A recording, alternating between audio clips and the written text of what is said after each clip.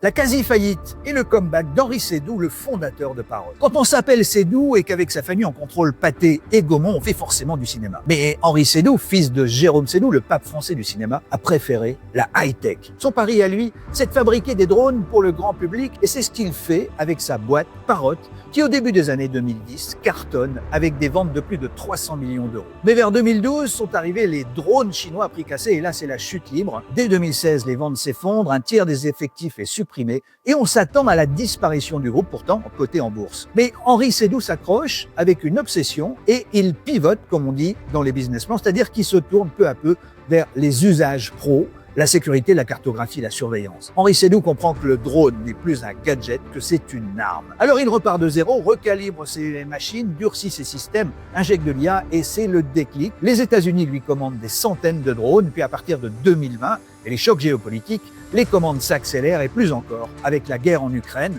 ces drones deviennent essentiels et même stratégique. Et je vous présente l'Anafi. Non, c'est pas un jouet, il a été adopté par une vingtaine d'armées, des armées européennes, mais aussi le US Army. L'an dernier, ce seul modèle a généré 50 millions d'euros de commandes et depuis le début de l'année, il fait encore mieux. Parrot, autrefois dépassé, est devenu un acteur stratégique et vaut plus de 330 millions d'euros en bourse. Et voici comment un héritier qui n'a jamais voulu faire du cinéma signe finalement le plus beau scénario de sa vie, celui d'un retour en grâce au cœur d'un réel brutal et dangereux, mais aussi terriblement porteur.